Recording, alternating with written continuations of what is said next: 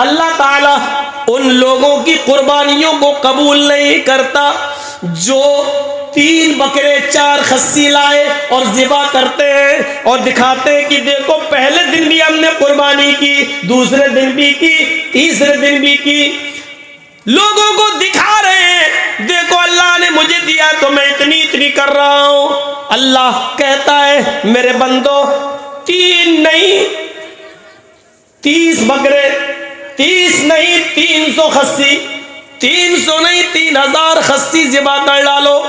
याद रखना तुम्हारे इन जानवरों का खून और गोश्त हमारे पास नहीं आता है। लयनालल्लाह लुहूमुहा वला दिमाउहा, तुम्हारे इन जानवरों का खून और उसका गोश्त हमारे पास नहीं पहुंचता। वलाकिन यंजुरु, अल्लाह फरमाता है वलाकिन यनालुहु तक़वा मिनकुम, ओ मेरे बंदो मैं तो तुम्हारे दिलों का तक़वा देखता हूं, तुम्हारे दिलों में कितना इखलास है, खुलूस है, वो मैं देखता हूं, तक़वा देखता हूं।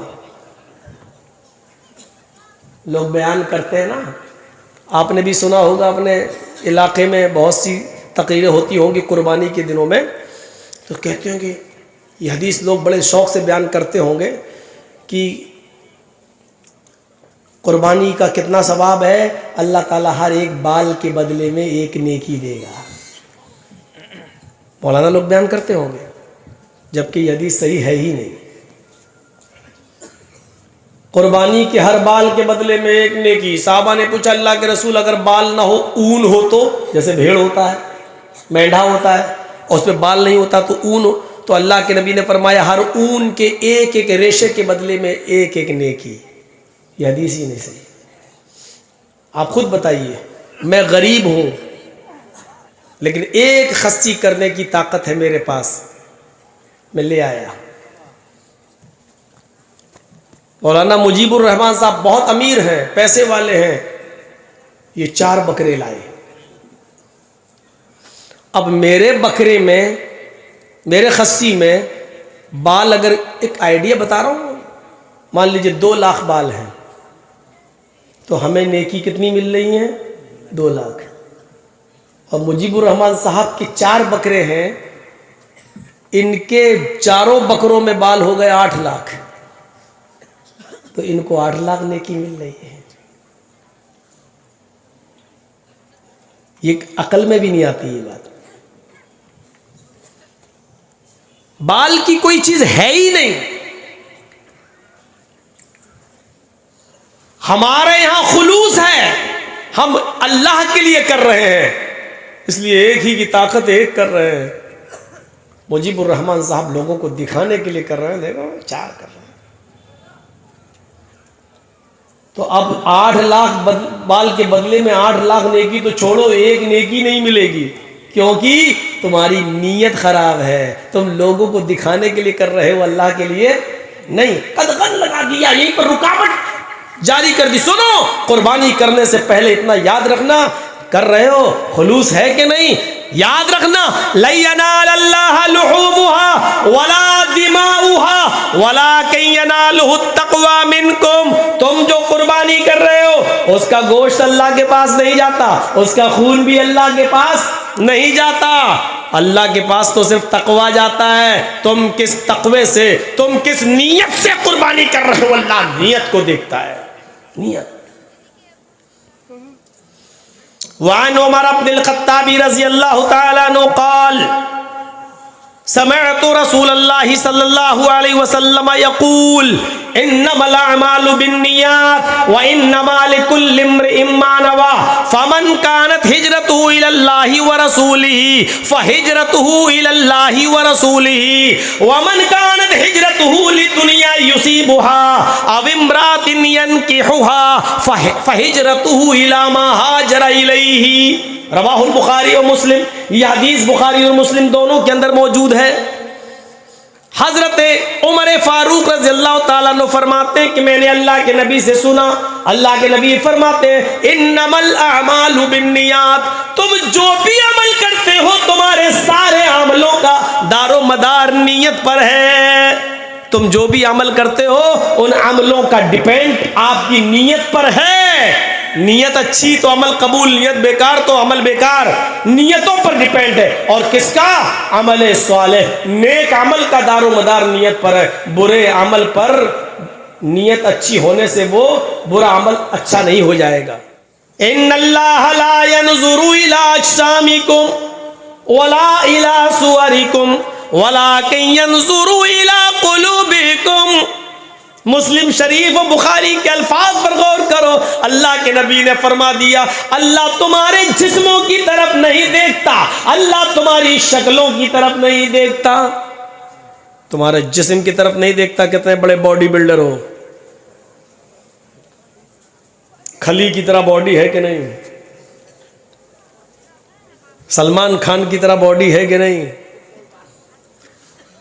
वला इला सुवरिकुम, तुम्हारी शक्लों की तरफ भी नहीं देखता कि तुम कितने खूबसूरत हो, कितने स्मार्ट हो, कितने हैंडसम हो। अल्लाह तुम्हारी शक्लों की तरफ भी नहीं देखता। उसको नहीं मतलब तुम्हारी बॉडी कैसी, तुम्हारी शक्लें कैसी। वलाकिन यंजुरु इला कुलूबिकुम, अल्लाह तुम्हारे दिलों की तरफ देखता है कि तुम्हारे दिल कैसे हैं। वो काले कलूटे बिलाल, जिनके बारे में बुखारी की हदीस के अल्फाज है, कल हुमा, कोयला फिर भी कुछ चमक होती है, कोयले में फिर भी कुछ सफेदपन होगा, लेकिन बिलाल कोयले से ज्यादा काले, होंठे मोट, ये मोटे होंठ और काला रंग और कोयले से ज्यादा काला। लेकिन अल्लाह के नबी फरमाते हैं, आए बिलाल, ऐसा कौन सा अमल करते हो कि मैंने तुम्हें जन्नत, जब मुझे दिखाई दी तो मैंने जन्नत के अंदर तुम्हारे जूतों की आवाज सुनी। यानी अल्लाह ने मुझे बता दिया, बिलाल से मैं इतनी मोहब्बत करता हूं कि बिलाल को जन्नत देकर रहूंगा। हजरत बिलाल कहते हैं, है अल्लाह के रसूल, ज्यादा अमल तो मैं नहीं करता, लेकिन बस मेरा एक अमल ऐसा है, वो ये है कि मैं बगैर वुजू के कभी नहीं रहता। जब भी मेरा वुजू टूटता है मैं फौरन वुजू बना लेता हूँ और 2 4 6 8 रकात मैं नफिल नमाज जरूर पढ़ लेता हूँ। क़ज़ाए हाजत गया, पेशाब और पायखाना किया, फौरन मैंने वुजू बनाया। मैं बगैर वुजू के नहीं रहता हूँ। जब भी वुजू टूटता है तो फौरन वुजू बनाकर मैं 2 रकात 4 रकात नफिल जरूर पढ़ लेता हूँ। अल्लाह के नबी कहते हैं, बिलाल, यही वो नेक अमल है जिसने तुम्हें तमाम सहाबा से मुमताज कर दिया है, तमाम सहाबा से आगे बढ़ा दिया है। इतना कहना था, उस मस्जिद में बड़े बड़े अमीर, बड़े बड़े महाजन, बड़े बड़े साहूकार, बड़े बड़े चौधरी और सरमायाकार और पैसे वाले लोग बैठे हुए थे। चीख पड़े, अरे बिलाल, तुम्हारी शादी नहीं हुई है, ओ बिलाल तुम्हें एक नेक लड़की की जरूरत है, आए बिलाल तुम निकाह करना चाहते हो, आओ, आए बिलाल आओ मेरे घर चलो, मेरी चांद जैसी खूबसूरत बेटी है, आओ मेरे घर चलो, पानी लेकर वो तुम्हारे सामने आएगी, एक नजर तुम मेरी बेटी पे डाल लो, उसका चेहरा देख लो, उसके हाथ की हथेली देख लो। आए बिलाल, अगर मेरी बेटी तुम्हें पसंद आ जाए तो मैं अपनी बेटी का निकाह तुम्हारे साथ करने को तैयार हूँ। आए बिलाल, अल्लाह के रसूल ने तुम्हें जन्नती कहा है, अगर तुम्हारे साथ मेरी बेटी ब्याह दी जाए, तुम्हारे साथ मैं अपनी बेटी का निकाह कर दूं, तो मेरी बेटी भी तुम्हारी सोहबत में नेक अमल करने वाली हो जाएगी और वो भी जन्नत की हकदार हो जाएगी। और दीनदार लड़के से शादी करने की वजह से शायद अल्लाह मेरी भी बख्शिश कर दे, अल्लाह मेरी भी मग़फ़िरत फरमा दे। मेरे भाइयों, जैसे अल्लाह के नबी ने ये कहा कि बिलाल, मैंने तुम्हारे जूतों की आवाज जन्नत में सुनी है, सहाबा ने ये नहीं देखा बिलाल के होंठ कितने मोटे हैं, उनके गाल कितने काले हैं, उनका चेहरा कितना बड़ा है, उनकी आंखें कैसी हैं, फिर इस पर नजर नहीं डाली। बड़े बड़े अमीर सहाबा ने अपनी लड़कियों की पेशकश कर दी। आए बिलाल, इन्होंने पहले कह दिया है, पहले इनकी बेटी देख लो, अगर पसंद आ जाए तो कर लो और अगर ना आए तो मेरे घर आओ। आए बिलाल, एक नजर मेरी बेटी निकाल लो। ऐ बिलाल, अगर मेरी बेटी तुम्हें पसंद आ जाए तो मैं भी निकाह करने के लिए तैयार हूँ। मेरे भाइयों, दीनदारी को मायार बनाया गया, दीनदारी को मायार बनाया गया, दीनदारी को मेरे भाइयों कसौटी बनाया गया है। वहां शक्ल सूरतों को नहीं देखा गया। कहा इन्नल्लाह ला यंजुरु इला सामिकुम वला इला सुवरिकुम, अल्लाह तुम्हारी शक्लें नहीं देखता, अल्लाह तुम्हारे जिस्मों को, शरीर को नहीं देखता, अल्लाह तो तुम्हारे तकवे को देखता, तुम्हारे दिलों को देखता है। ये बिलाल थे, ये बिलाल।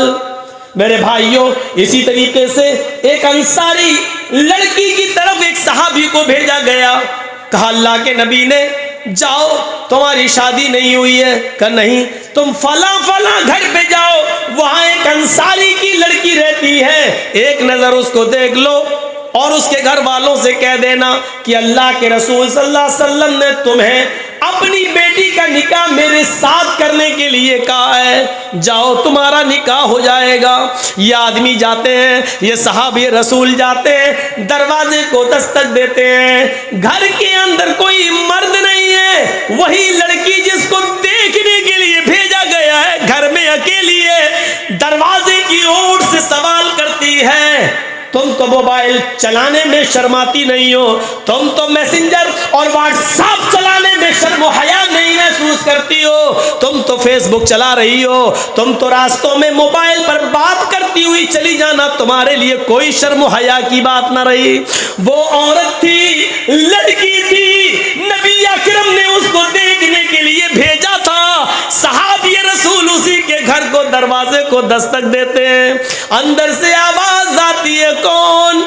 इन्होंने अपना नाम बताया, मैं कहने लगे, अंदर से आवाज आती है, मेरे अब्बू नहीं है, मेरी अम्मी नहीं है, मैं घर में अकेली हूं, इसलिए मैं तुम्हें अंदर आने की इजाजत नहीं दे सकती। लेकिन ये तो बताओ तुम्हें आना कैसे हुआ, किस मकसद से आए हो? कहने लगे, ये सहाबी रसूल अल्लाह के नबी सल्लल्लाहु अलैहि वसल्लम ने तुम्हारे बाप के पास मुझे ये पैगाम देकर भेजा है कि उनकी एक बेटी है। कहा मैं ही उनकी बेटी हूं। कहा मुझे अल्लाह के नबी ने इसलिए भेजा है कि मैं उनकी बेटी को एक नजर देख लूं, और इसलिए भेजा है कि मैं तुम्हारे बाप से ये कहूं कि अल्लाह के रसूल ने तुम्हें अपनी बेटी का निकाह मेरे साथ करने का हुक्म दिया है। उस बेटी ने, घर के अंदर से आवाज आती है, तुम्हें कसम है उस रब की इज्जत और जलाल की जिसके हाथ में मेरी जान है और तुम्हारी जान है, अगर तुम्हें जनाब मोहम्मद रसूलुल्लाह ने हुक्म देकर भेजा है और ये कहा है कि इस घर में एक लड़की है, उसको देख लो, तो मैं अपने घर के दरवाजे खोल देती हूँ और दरवाजे पर खड़ी होकर सिर्फ अपनी शक्ल तुम्हें दिखा देती हूँ, तुम एक नजर मुझे देख लो और फिर जो काम तुम्हें मेरे बाप से कहना है, नबी का फरमान सुनाना है, वो सुना देना, मैं दरवाजा बंद कर दूंगी। उसने कहा, आयल फला के बाप की बेटी, मैं कसम खाकर कहता हूँ अल्लाह के इज्जत और जलाल की कि अल्लाह के नबी ने मुझे तुम्हें देखने के लिए भेजा है। उसने दरवाजा खोल दिया, नीचे निगाह कर ली, एक नजर देखने के लिए उसने अपना चेहरा उठा लिया, क्योंकि लड़की भी एक नजर लड़के को देख सकती है। उसने भी अपना चेहरा उठा लिया और उसके बाद उसने कहा, शायद अब तुमने मुझे एक नजर देख लिया है, इसके बाद अब तुम्हारे लिए देखना जायज नहीं है। ये कहकर उसने दरवाजा बंद करते हुए कहा, आए मेरे नबी के सहाबी, अगर नबी की इजाजत है तो तुम बसद खुलूस देखकर अपने दिलों में अरमान पैदा करके शादी का ख्वाब और सपना सजा कर जा सकते हो, लेकिन याद रखना, अगर अल्लाह के नबी के हुक्म के बगैर तुम आए हो और नबी की हुक्म के बिना तुमने मुझे देखा है, तो काबे के रब की कसम क़यामत के दिन मैं तुम्हारा दामन पकड़ूंगी। यहाँ तुमने मुझे देखा है, इसका हिसाब किताब कल मैं क़यामत के दिन तुमसे लूंगी। ये कहकर उसने अपना दरवाज़ा बंद कर दिया। मेरे प्यारे साथियों, कल तक नबी के हुक्म के बाद वो अपना दरवाज़ा खोलकर सिर्फ अपना चेहरा दिखाकर दरवाज़ा बंद कर देती थी और जाते जाते ये कह देती थी कि अगर ये नबी का हुक्म नहीं और तुमने कोई प्लानिंग करके मुझे देखने की कोशिश की तो इसका फैसला कल क़यामत के दिन होगा।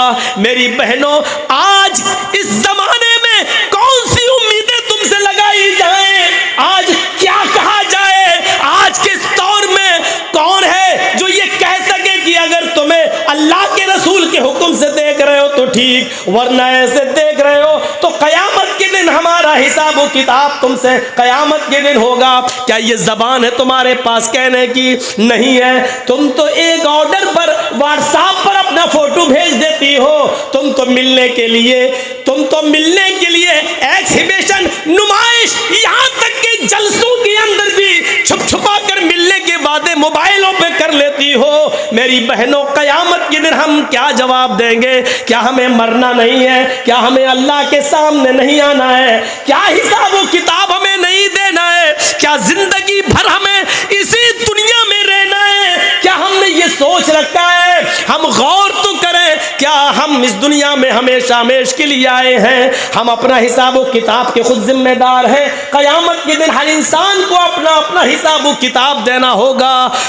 ला तज़िरु वाज़िरतुन विज़रा उख़रा, कयामत के दिन कोई दूसरे का बोझ नहीं उठाएगा, सब अपना अपना बोझ उठाएंगे।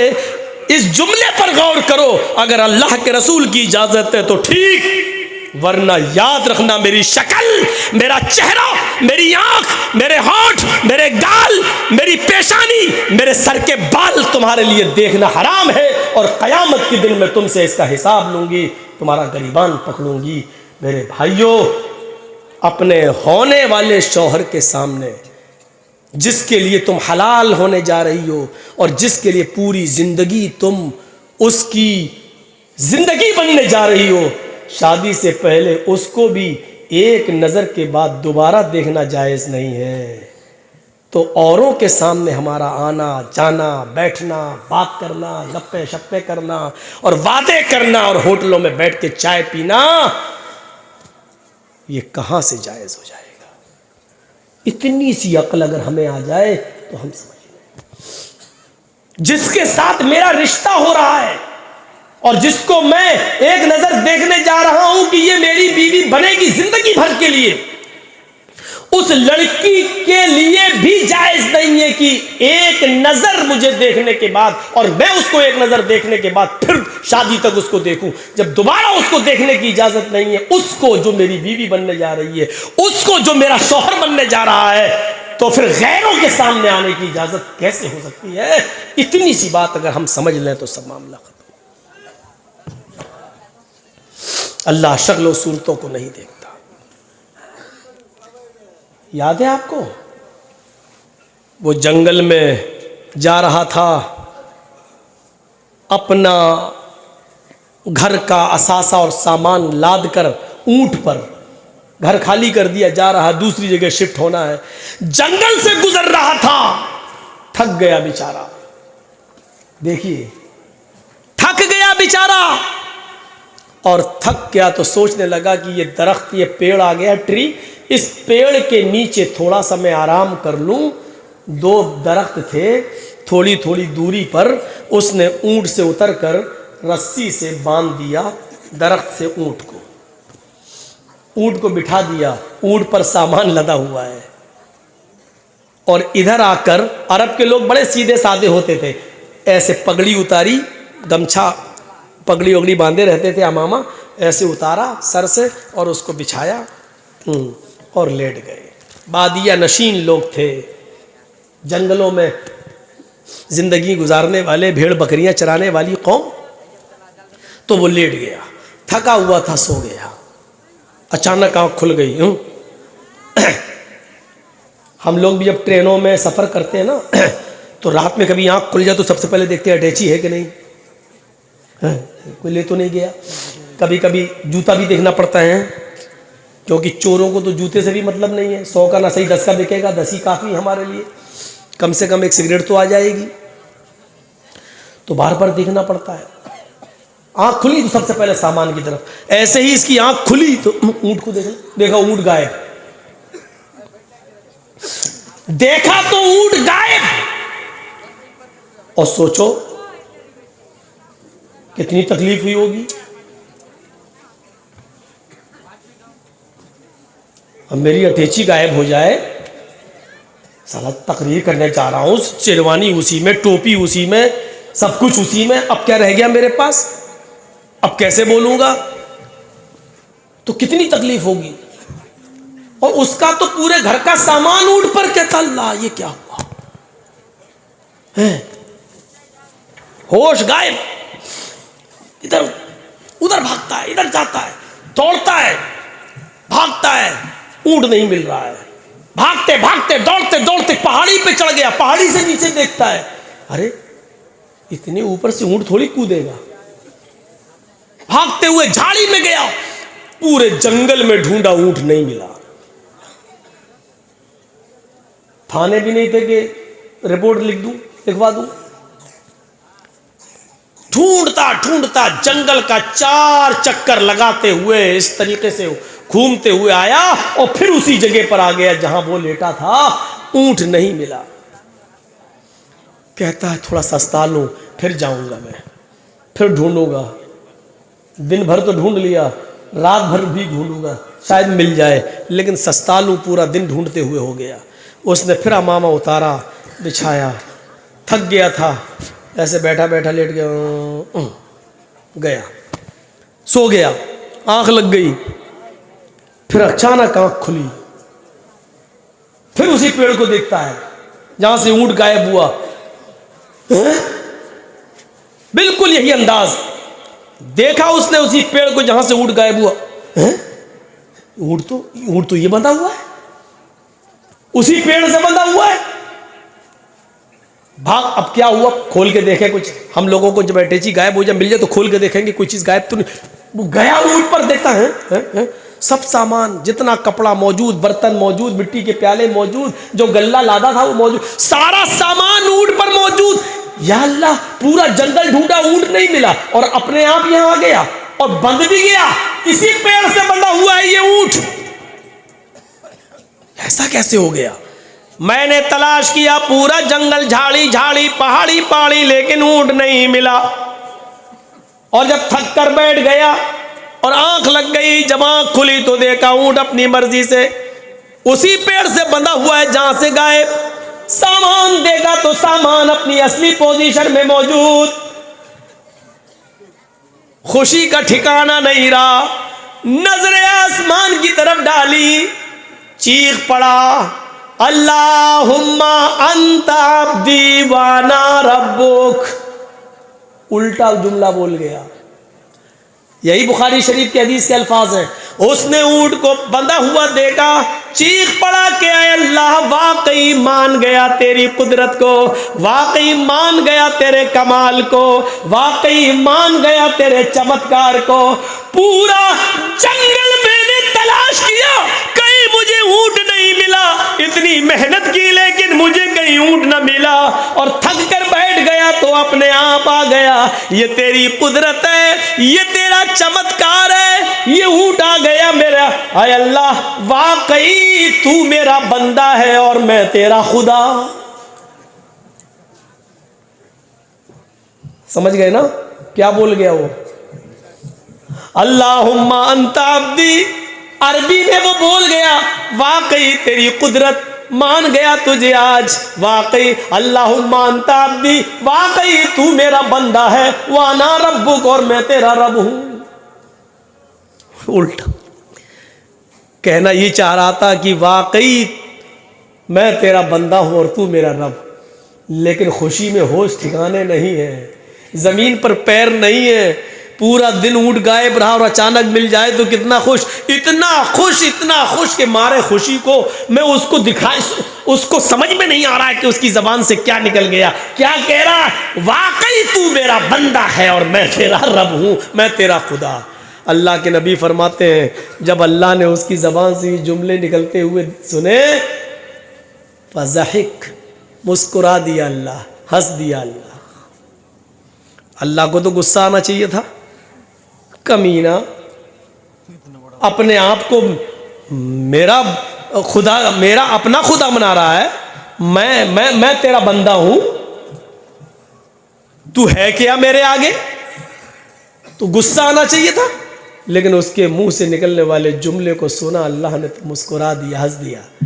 अल्लाह के नबी फरमाते हैं कि अल्लाह ने कोई इंतकाम नहीं लिया, बदला नहीं लिया, उसको गुनाह भी नहीं लिखवाया, इसलिए क्योंकि वो जानता है मेरे बंदे ने ये अल्फाज दिल से नहीं कहे, खुशी में उसकी ज़बान से निकल गए, उसकी नीयत ये नहीं थी।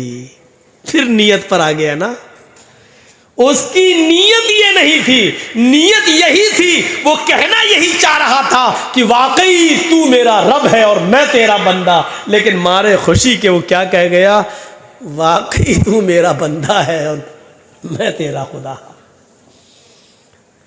हालांकि ये जुमले इतने बुरे हैं, अगर इनके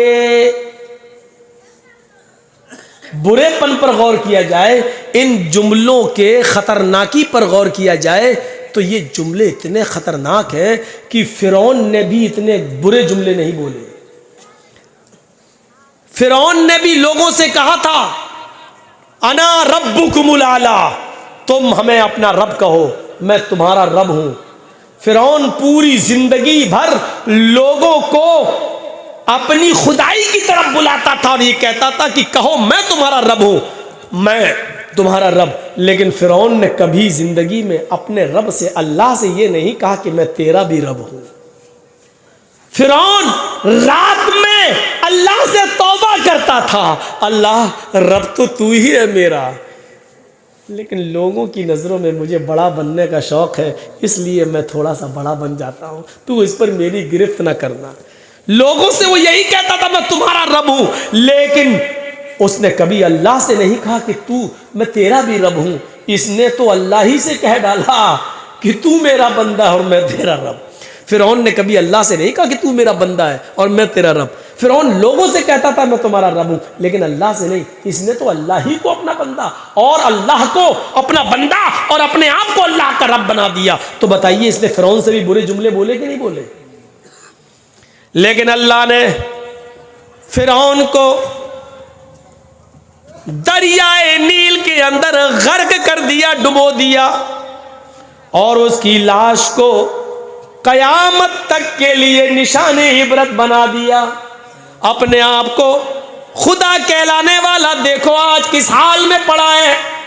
और लोगों, इस दुनिया में फिरौन ने पूरी दुनिया पर खुदाई का जादू चलाना चाहा, अपने आप को खुदा बनाने का दावा करता रहा। आज अल्लाह ने उसकी लाश की इतनी हिफाजत की है कि कयामत तक, कयामत की सुबह तक लोग उसकी लाश को देखकर इबरत हासिल करेंगे।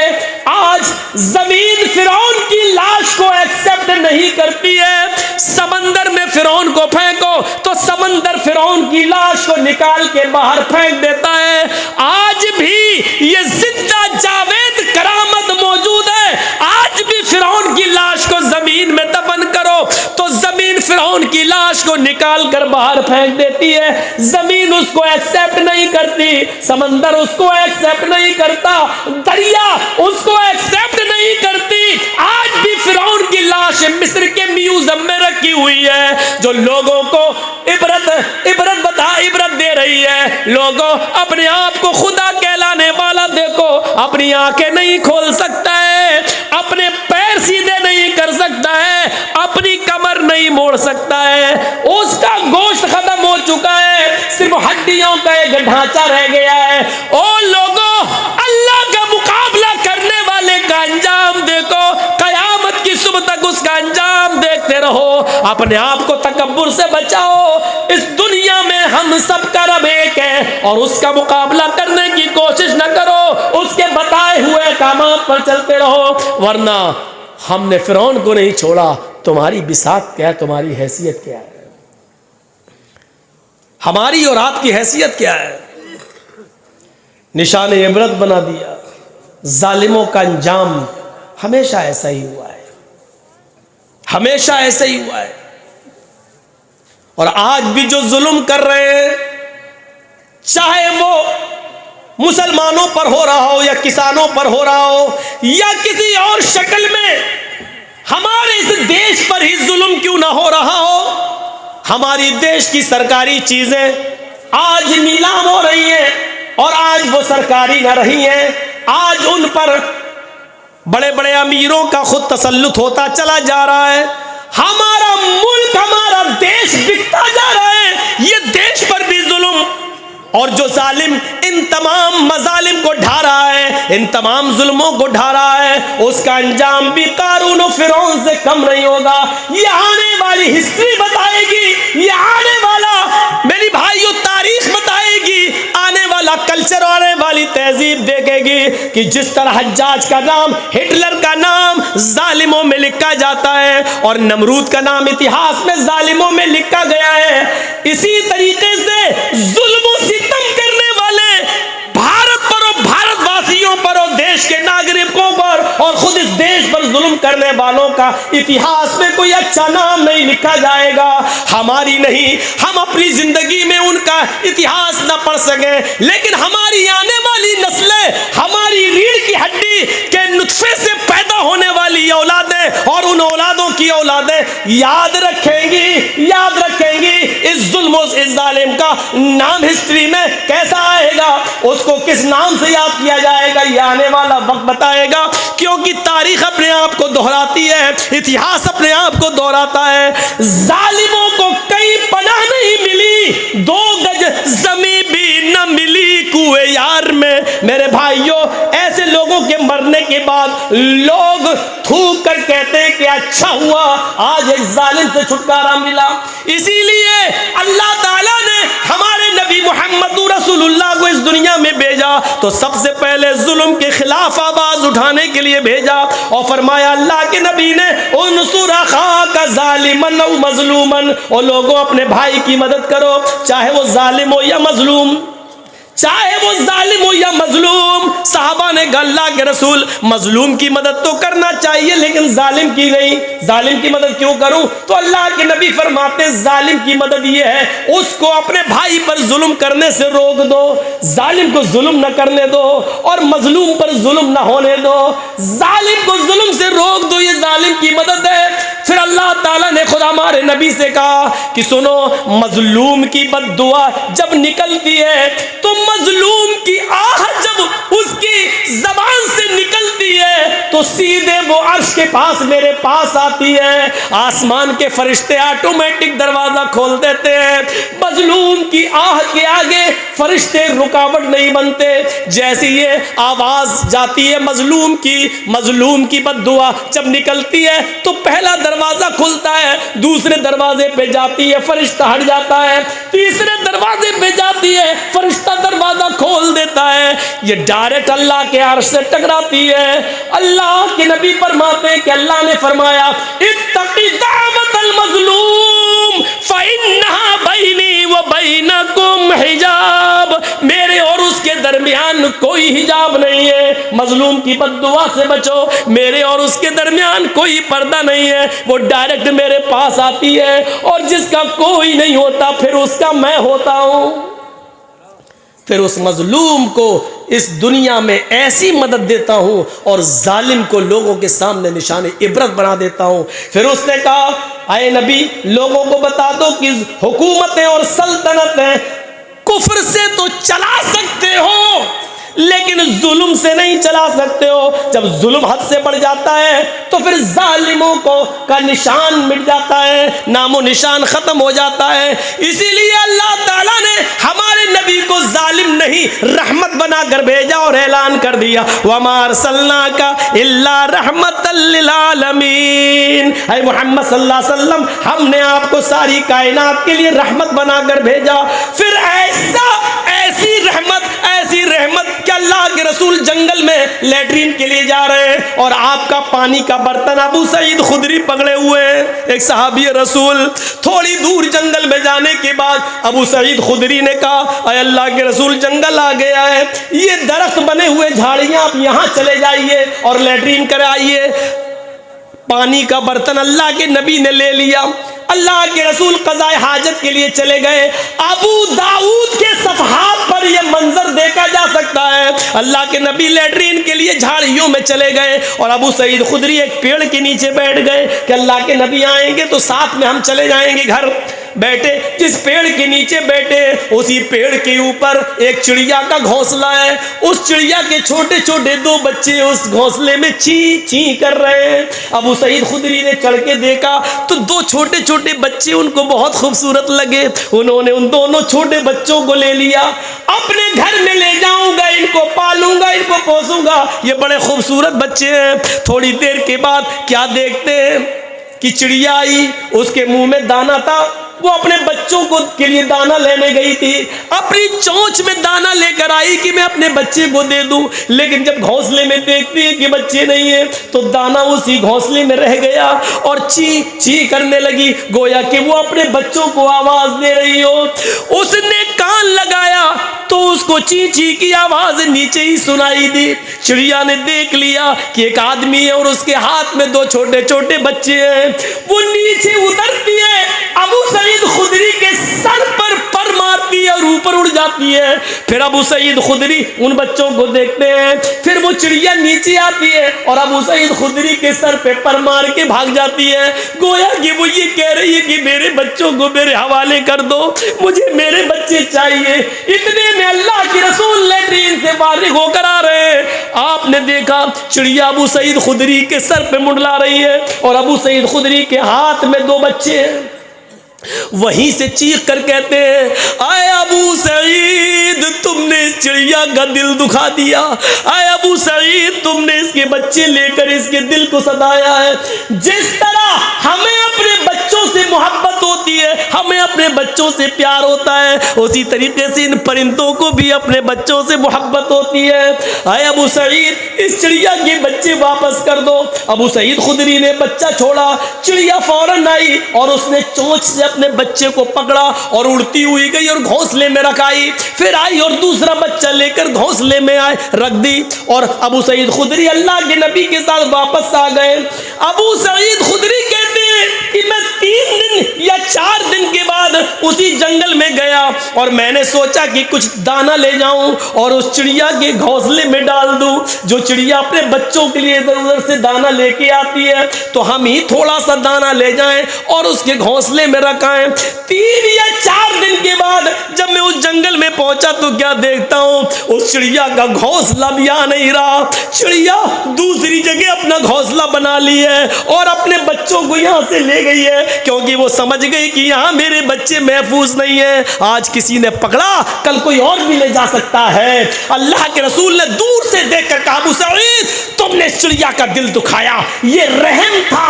और जिस नबी के अंदर परिंदों के लिए इतना रहम हो, इंसानियत के लिए कितना रहम होगा, इंसानियत के लिए कितना रहम होगा। इसलिए किसी मुल्क को चलाने के लिए, किसी देश को चलाने के लिए रहम और रहम दिल की बहुत सख्त जरूरत है। और जिस इंसान के दिल से रहम निकल जाए तो याद रखना वो निजाम नहीं चल सकता है। और अगर किसी भी बादशाह और किसी भी सरबराह और किसी भी सुपर पावर आदमी के अंदर से अगर रहम का जज्बा निकल जाए तो वो देश को भी बर्बादी के दहाने पर ले जाएगा, क्योंकि जब रहम नहीं है तो वो देश पर भी जुल्म करेगा और देशवासियों पर भी जुल्म करेगा। इसलिए रहम का होना और रहम दिल का होना जरूरी है। और इसीलिए अल्लाह ताला ने मोहम्मद रसूलुल्लाह को पूरी दुनिया के लिए रहमत बनाकर भेजा था, ताकि पूरी दुनिया का निज़ाम अच्छी तरीके से चलता रहे। इसलिए याद रखना, जिन लोगों के दिलों से रहम निकाल लिया गया, तारीख ने उनको माफ़ नहीं किया, बाद में आने वाले वक्त ने उनको दोहराया। और आज देख लो, किसी को हिटलर कहा जा रहा है, किसी को जालिम कहा जा रहा है, किसी को कुछ कहा जा रहा है, किसी को कुछ। तारीख ने उनको माफ़ नहीं किया और तारीख कभी किसी को माफ़ नहीं करती है। औरतें जहन्नम में सबसे ज़्यादा जो जाएंगी वो सिर्फ 2 रीज़न की वजह से। एक तो अपनी ज़बान दराजी की वजह से, उल्टा सीधा बोलने की वजह से, और दूसरा अपने शौहर की नाफरमानी करने की वजह से। ये मैं सिर्फ ये बताने का मकसद ये है कि ज़्यादा लंबी चौड़ी तकरीर नहीं होती थी। अल्लाह के रसूल ने 2 बातें कही बस, इसके बाद खुतबा ख़त्म। कितनी देर लगी? आए और तो सदका और खैरात करो, मैंने जहन्नम में तुम्हें सबसे ज़्यादा जलते हुए देखा है। कुछ औरतों ने सवाल किया सबसे ज़्यादा जलने की वजह क्या है? अल्लाह के नबी ने फरमाया तुम लान तान ज़्यादा करती हो और शौहर की नाफरमानी ज़्यादा करती हो। बस वाखिरु दावाना अनिल हम्दुलिल्लाहि रब्बिल आलमीन। कितनी देर लगी? तकरीर हो गई, नसीहत हो गई, जाओ पहले इसी पर अमल करो। और उन औरतों ने भी जिद नहीं की, नहीं अल्लाह के रसूल हम तो बड़ी दूर से आए हैं, हमें और सुनाइए और सुनाइए और सुनाइए और समझाइए। जरा गौर करो मिजाज क्या बना दिया आज हमने। रस्म मत बनाओ जलसे को, जलसों के बाद फिर सेल्फी लेना, फिर ये करना और वो करना, और अमल के बजाय लोगों से कमेंट हासिल करना कि बस हमने जलसा करवाया था, हमारे यहाँ जर्जी साहब आए थे। अब तो खाना खाने जहां बैठो तो उधर भी फोटो ले लिए जाते, पानी पियो तो उधर भी फोटो ले लिए जाते हैं। बिस्तर पर लेटा हुआ है कोई आदमी मिलने आया तो वो भी लेटे लेटे फोटो ले रहा है। हमें तो डर लगता है कहीं अगर बाथरूम में जाऊं तो उधर का फोटो ना लेना शुरू कर देंगे लोग कि इधर का भी ले लिया जाए, भाई छोड़ा ही नहीं जाए। इतनी इजाजत नहीं है शरीयत के अंदर कि आप जहां चाहेंगे वहां सेल्फी ले लीजिए, जहां चाहेंगे आप जैसा मिसयूज करना चाहें, इतनी इजाजत नहीं। और जो भी इबादत हो, जो भी उस इबादत के अंदर खुलूस होना चाहिए। जलसा कर रहे हैं, अल्लाह हम इस मकसद से कर रहे हैं, इस मकसद में कामयाबी अता फरमाए।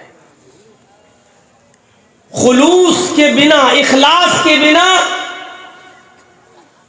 आपकी इबादत बेकार है। बहुत ज्यादा लंबी और चौड़ी तकरीरें सुनने की आदत मत डालिए, और जो भी काम करिए आप उसके अंदर खुलूस होना चाहिए। बहुत दूर से एक सहाबी आए और अल्लाह के नबी सल्लल्लाहु अलैहि वसल्लम से मुलाकात करने की गरज से उन्होंने लंबा सफ़र किया और आए और आकर बैठ गए। अल्लाह के नबी ने फरमाया आराम करोगे तो मैं तुम्हारे सोने का इंतज़ाम कर दूँ। उसने कहा नहीं, अरे अल्लाह के रसूल मुझे सूरज के गुरूब होने से पहले पहले, सूरज के डूबने से पहले पहले अपनी बस्ती में पहुँचना है, इसलिए मैं आपसे मिलने चला आया। आपने कहा क्या चाहते हो? कहा अल्लाह के रसूल मुझे कुछ नसीहत कर दीजिए। अरे अल्लाह के नबी मुझे कुछ नसीहत कर दीजिए।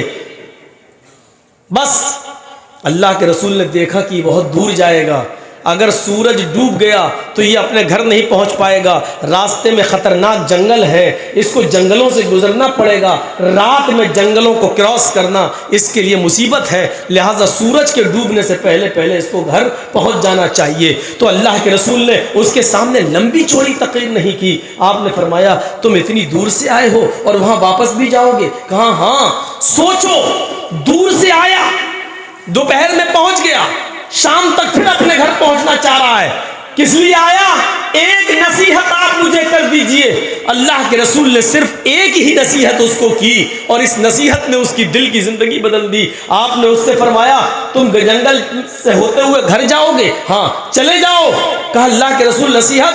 कहा नसीहत सिर्फ एक है, इज़ा सालता फसअलिल्लाह व इज़ा स्तानता फस्तईन बिल्लाह। रास्ते में अगर कभी भी किसी भी चीज की जरूरत तुझे पड़ जाए तो सिर्फ एक अल्लाह से सवाल करना। इज़ा सअलता फसअलिल्लाह, सिर्फ एक अल्लाह से सवाल करना। व इज़ा स्तानता फस्तईन बिल्लाह, और अगर तुम्हें किसी चीज की मदद की जरूरत पड़ जाए तो अल्लाह से मदद तलब करना। यहां तक कि अगर तुम्हारे जूते का तलवा, जूते का तस्मा टूट जाए तो उसको भी तुम एक अल्लाह से मांगना। ये नसीहत की और आपने उसको रुखसत कर दिया कि जाओ, अब तुम जा सकते हो। गौर करो इन तीन बातों में कितना टाइम लगा। तुम जा रहे हो, जाओ, रास्ता लंबा है, सूरज के डूबने से पहले तुम्हें अपने घर पहुंचना है। इन बस एक नसीहत याद रखना, अगर कभी किसी चीज का सवाल करना हो तो अल्लाह से सवाल करना, अगर मदद मांगना हो तो अल्लाह से मदद मांगना, और तुम्हारा जूता भी अगर टूट जाए, उसके नीचे का तलवा भी अगर टूट जाए तो उसका सवाल भी अल्लाह से करना। मेरे भाइयों, इस नसीहत ने उसकी पूरी जिंदगी बदल दी। पूरा इस्लाम इसी पर डिपेंड है। पूरा दीन यही है कि जो मांगो अल्लाह से मांगो। बाकायदा अल्लाह तबारक व तआला ने कुरान के सूरह फातिहा में ये आयत नाजिल कर दी, जब तुम नमाज पढ़ो तो तुम्हारी कोई भी नमाज, चाहे वो फर्ज हो, चाहे वो सुन्नत हो, चाहे वो नफिल हो, चाहे वो इशराक हो, चाहे वो चाश्त हो, चाहे वो तहज्जुद हो, चाहे वो तरावी हो, चाहे वो वितर हो, चाहे वो जनाजा हो, कोई भी नमाज हो तुम्हें यह आयत पढ़ना ही पड़ेगी। इय्याका नअबुदु व इय्याका नस्तईन, ऐ अल्लाह हम तेरी ही इबादत करते हैं और तुझसे ही मदद तलब करते हैं। ये आपको अल्लाह से वादा करना पड़ेगा, उसके बाद आप कुछ काम करिए। रुकू सजदा बाद में करिए, क़याम बाद में करिए, आपका अब तहियात बाद में बैठिए, दरूद शरीफ बाद में पढ़िए, सलाम बाद में फेरिए। पहले अल्लाह से वादा करो कि जब भी तुम इबादत करोगे तो सिर्फ एक अल्लाह की इबादत करोगे, और जब मदद तलब करोगे तो एक अल्लाह से मदद तलब करोगे। इय्याका नअबुदु व इय्याका नस्तईन, ये कहना पड़ता है कुछ भी मांगने से पहले। ऐ अल्लाह हम तेरी ही इबादत करते हैं और तुझसे ही मदद तलब करते हैं। ये पढ़ने के बाद अब आपको मांगना है जो कुछ मांगिए। इहदिना सिरातल मुस्तकीम, ऐ अल्लाह भी हमने कहा कि इबादत तेरी करेंगे और मदद भी तुझसे लेंगे, तो अब तू मेरी मदद फरमा। हम इबादत में लगे हुए हैं, नमाज पढ़ रहे हैं, रुकू कर रहे हैं, सजदा कर रहे हैं, अब तू मेरी मदद भी कर, क्योंकि इबादत करना मेरा काम है और मदद करना तेरा काम है। इसलिए अल्लाह इबादत मैंने शुरू कर दी, तू भी मदद करना शुरू कर दे, और सबसे पहले मेरी मदद इस काम पर कर।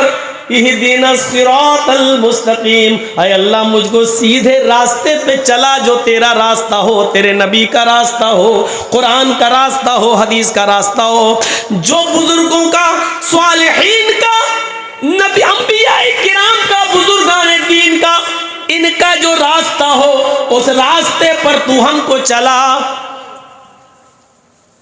सिरातल लज़ीना अनअमता अलैहिम गैरिल मग़दूबि अलैहिम वलद्दाल्लीन, ऐ अल्लाह मुझे उन लोगों के रास्ते पे मत चला जिनके ऊपर तेरा गज़ब और गुस्सा नाजिल हुआ, जिनको तूने अपने ग़ैज़ो गज़ब और गुस्से से हलाक को बर्बाद कर दिया, यानी यहूद और नसारा के रास्ते पर तू हमको न चला। आप इस बात का इकरार कर रहे हैं कि इबादत हमने शुरू कर दी तो मदद करना तू शुरू कर दे, और इसकी जीती जागती मिसाल नमाज है। इबादत आप कर रहे हैं, अल्लाह से मदद मांग रहे हैं, ये दो टुकड़े हैं। अल्लाह हम तेरी ही इबादत करते हैं और तुझसे ही मदद मांगते हैं। इबादत कौन करता है? बंदा, और मदद कौन करता है? अल्लाह। इसका मतलब क्या है? बंदे तू अपना काम कर, मैं अपना काम करूंगा। तेरा काम क्या है? तेरा काम यह है कि इबादत तू मेरी करता जा, और मेरा काम यह है कि हम तेरी मदद करते जाएं। ये इस बात का इकरार है। हम अल्लाह की इबादत करना शुरू कर दें, अल्लाह हमारी मदद करना शुरू कर दे। और अब इबादत किसको कहते हैं? मस्जिद में चले जाओ, 4 रकात नमाज पढ़ लो, यही इबादत है? नहीं, हर वो काम इबादत है जिस काम के करने पर आपको सवाब मिलता है, हर वो काम इबादत है। रास्ते में पत्थर पड़ा हुआ है, उसको हटा देना और रास्ते से दूर कर देना भी इबादत का हिस्सा है। कांटा पड़ा है, छिलका पड़ा है, किसी अंधे का पैर इस पर न रख जाए, फिसल न जाए, कोई बूढ़ा आदमी न देख पाए बेचारा, वो गिरेगा, घुटने के बल बेचारे की कमर में रीढ़ की हड्डी टूट जाएगी, आपने उसको हटा दिया। ये भैया एक कान में मैंने आज तो लगा लिया है, लेकिन कल मत लगाइएगा। ये तो ऐसा लग रहा है जैसे औरतों वाली चुटियाँ मैंने अपने पीछे डाल ली है यार, बड़ा डेंजर मामला ये। अरे हाथ पीछे कर रहा हूँ तो उलझ रहा है, आगे करने में लग रहा, ये सब वीडियो में आ जाएगा, यूट्यूब पे जाती है सब। नहीं, ये समझ में नहीं आ रहा ये क्या करते हैं आप लोग, कहीं लगाते नहीं हैं, इसी इलाके में ज़्यादा लगता है। मॉडर्न ज़माना है, थोड़ा सा स्टैंडर्ड लाइए अपने अंदर। आपका ये माइक नहीं चल रहे हैं, अब तो बस एक लगा दिया तार वार, कुछ नहीं, तकरीरें हो रही हैं, आवाज़ जा रही है, सब चीज़ें आजकल रिमोट से चलने लगी हैं। आप लोग वहीं पड़े हुए हैं, अभी वही पुरानी चाल। तो इबादत सिर्फ वही नहीं है। एक और इबादत बता दूं, बहुत सस्ती इबादत, सस्ती नहीं, फ्री की इबादत, और चाहो तो रोज़ाना सवाब ले सकते हो।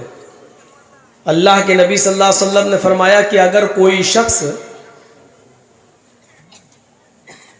रोटी का लुक़मा उठाकर प्यार और मोहब्बत से अगर अपनी बीवी को भी खिला दे और उसके मुंह में डाल दे तो इस पर भी सवाब।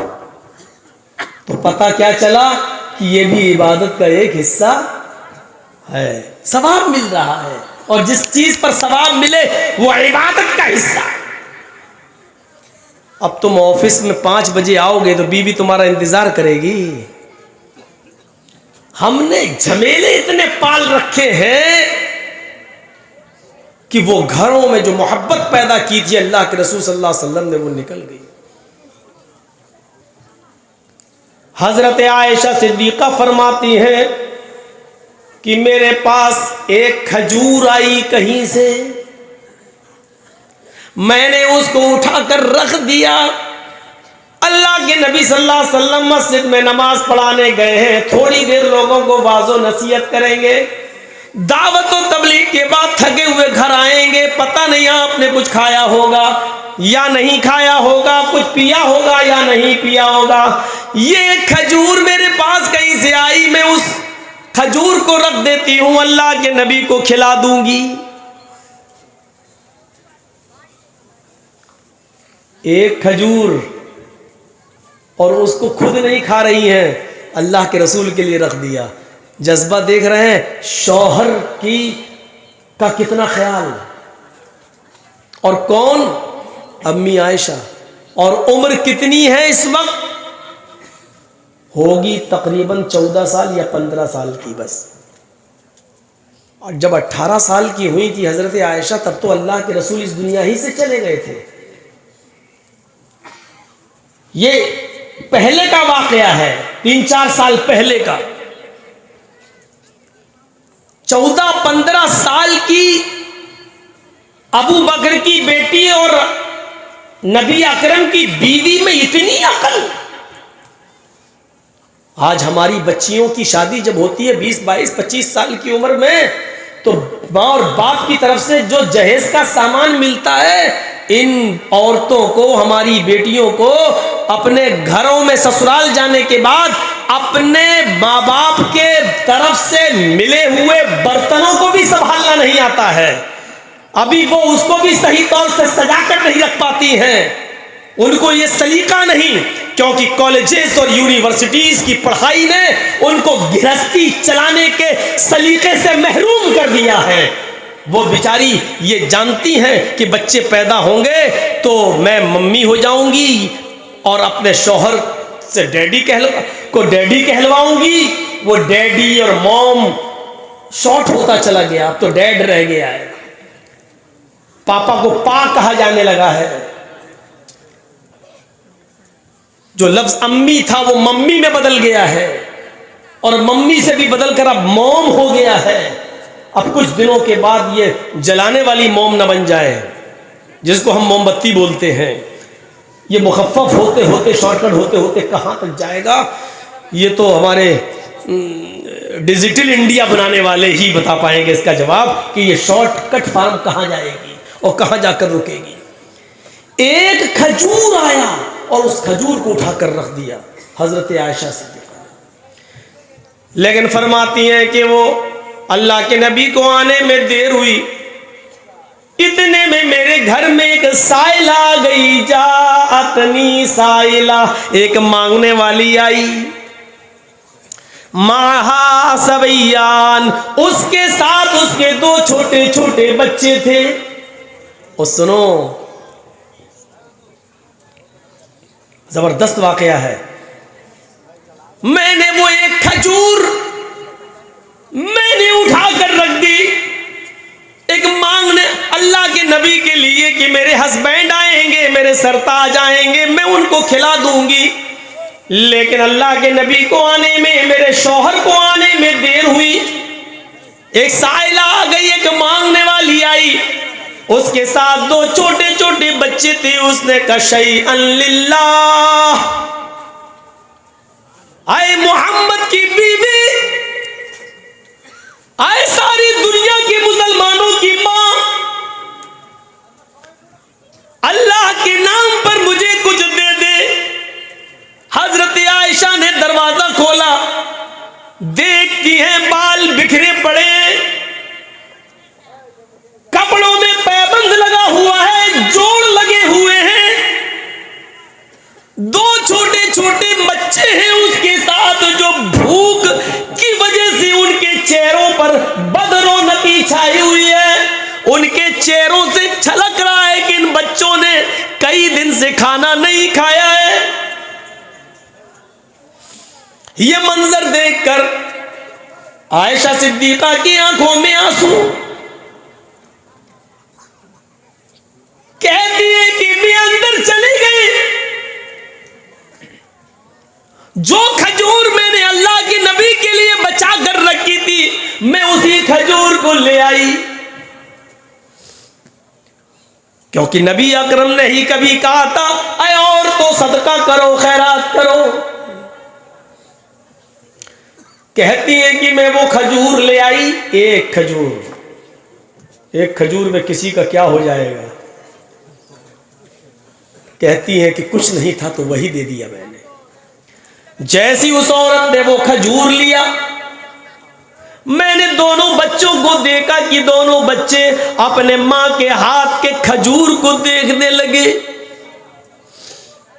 दाएं तरफ जो बच्चा था वो चाहता था कि ये खजूर मुझे मिल जाए, बाएं तरफ का बच्चा चाहता था कि मां ये खजूर मुझे दे दे। आयशा फरमाती है, मैंने उस औरत को देखा, उसने उस खजूर के 2 टुकड़े कर दिए, बीच से गुठली निकाली और फेंक दिया, और उस खजूर के उसने 2 टुकड़े किए, 2 पार्ट्स में डिवाइड कर दिया, हाफ आधा खजूर उसने इस बच्चे को दे दिया और आधा खजूर उसने इस बच्चे को दे दिया। ये बुखारी में है, ये हदीस बुखारी में है, लेकिन मुस्लिम शरीफ की हदीस में थोड़ा सा जुमला बदला हुआ है। हजरत आयशा कहती है कि मेरे पास 3 खजूरें कहीं से आ गई। मैंने दोनों हदीसें मैं आपके सामने पेश कर दे रहा हूं। ये वाली मैंने कर दी बुखारी की, अब मुस्लिम भी सुन लो। मुस्लिम के अंदर क्या है, मेरे पास 3 खजूरें कहीं से आई, मैंने उन खजूरों को अल्लाह के नबी के खाने के लिए रख दिया था। नबी को आने में देर हुई, एक मांगने वाली मेरे दरवाजे पे आई, मैं उन 3 खजूरों को लेकर निकली। मैंने देखा उस औरत के साथ 2 बच्चे हैं, मैंने उन 3 खजूरों को उस औरत को दे दिया। उस औरत ने एक खजूर एक बच्चे को दिया, दूसरा खजूर दूसरे बच्चे को दे दिया, और एक खजूर उसने अपने खाने के लिए रख लिया कि इसको मैं खा लूंगी। बच्चों ने अपने अपने खजूर खा लिए। मां अपने दोनों बच्चों को देख रही है, दोनों बच्चों ने अपने अपने खजूर खा लिए। हजरत आयशा कहती है कि मैंने अपनी नजरों से देखा, फिर उन बच्चों ने अपनी मां के खजूर पर भी नजर जमा ली, गोया कि वो मांग रहे हो, अम्मी ये खजूर भी मुझे दे दो। और दूसरा, शायद उसकी आंखें भी यही सवाल कर रही थी कि अम्मी तुम ना खाओ, मेरी भूख नहीं मिटी है, ये मुझे दे दो। आयशा फरमाती है उन बच्चों ने जबान से तो नहीं मांगा, लेकिन उन बच्चों की नजरों ने मां को यह बता दिया कि मेरे बच्चे, उनकी आंखें क्या सवाल कर रही हैं। उस मां को रहम आया, उसने खजूर खुद नहीं खाया, बच्चों ने अपने अपने खजूर खा लिए, और मां ने अपने खजूर की गुठली निकाली और फेंका, और अपने उस खजूर के 2 टुकड़े कर दिए, आधा इस बच्चे को दे दिया और आधा इस बच्चे को दे दिया। यहाँ तक थोड़ा सा अल्फाज में फ़र्क था, वहाँ 1 खजूर, यहाँ 3 खजूर, लेकिन यहाँ आने के बाद एक हो गए कि तीसरी खजूर जो माँ के पास थी, माँ ने उसको भी नहीं खाया बल्कि उस खजूर को भी 2 टुकड़ों में बांट दिया, एक इसको एक इसको, बच्चों को खिला दिया और दुआ दे के चल दी। थोड़ी देर के बाद अल्लाह के नबी सल्लल्लाहु अलैहि वसल्लम घर में तशरीफ लाए। कहा, आयशा तुमने कुछ खाया?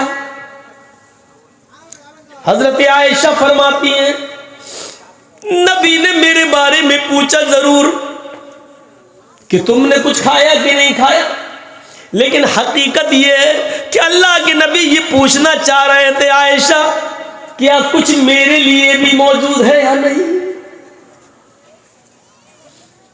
एक शौहर की जिम्मेदारी देखिए, क्या कहते हैं, आयशा तुमने कुछ खाया? मैं तो सुबह से दावत व तबलीग में गया था, तुमने कुछ खाया?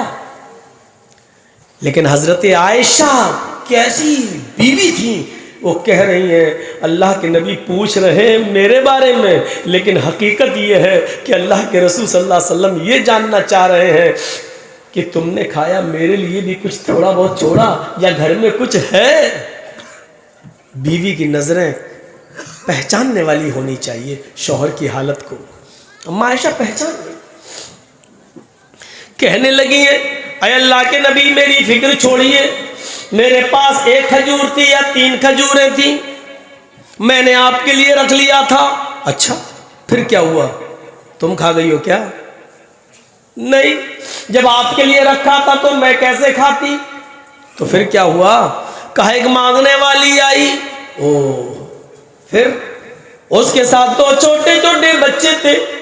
अच्छा, उसने अल्लाह के नाम पे मांगा, मैंने उसको 3 खजूरें दे दी, उसने एक खजूर अपने दोनों बच्चों को दे दी और 1 खजूर बची जो खुद खाना चाहती थी, लेकिन बच्चों की भूख के आगे मजबूर हो गई और उसने अपने उस खजूर के भी 2 टुकड़े करके आधा इसको और आधा इसको दिया और आगे बढ़ गई।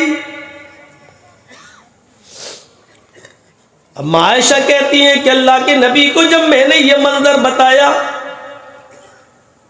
तो आपने फरमाया, आयशा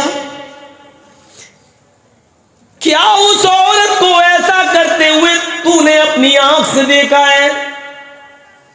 मैंने जवाब दिया, हाँ। अय अल्लाह के नबी क्या उसके साथ 2 छोटे छोटे बच्चे थे? हाँ। क्या उस औरत ने खुद नहीं खाया और अपने खजूर के भी 2 टुकड़े करके एक दोनों बच्चों को दे दिया आधा आधा? हाँ। आयशा तुम्हें कयामत के दिन गवाही देना पड़ेगी, मुझे सच बताओ क्या तुमने ऐसा अपनी आंखों से देखा है? हाँ। क्या वो औरत अपने बच्चों के लिए आजमाइश में और इम्तहान में डाली गई है? हाँ। फरमाया, आयशा अगर तुम सच कह रही हो और ये चीज तुमने अपनी आंखों से देखा है तो तुम जानती हो वो औरत जो खुद भूखी रहकर जिसने अपने बच्चों को खिलाया आधा खजूर ही सही, लेकिन उसने अपने पेट पे पत्थर बांधकर अपने भूख पर कंट्रोल करके उसने अपने बच्चों को खिलाया। वजबत अलैहल जन्ना, वजबत अलैहल जन्ना, वजबत अलैहल जन्ना। आयशा उस औरत ने अपने ऊपर जन्नत वाजिब कर ली, उस औरत ने अपने ऊपर जन्नत फर्ज कर ली। अल्लाह उस औरत को जन्नत देकर रहेगा। वो औरतें बच्चों की परवरिश की फजीलत क्या जाने, जिनको बच्चे चाहिए ही नहीं और जाकर एबॉर्शन कराती हैं और कहती हैं कि बस 2-3 काफी हैं, अब हमें इसकी जरूरत नहीं। वो क्या जाने बच्चों की परवरिश का अज्र क्या होता है और सवाब क्या होता है। और अपने आप को भूखा रखकर बच्चों को पालने पर अल्लाह के नबी कहते हैं कि उस औरत ने जन्नत को वाजिब कर लिया।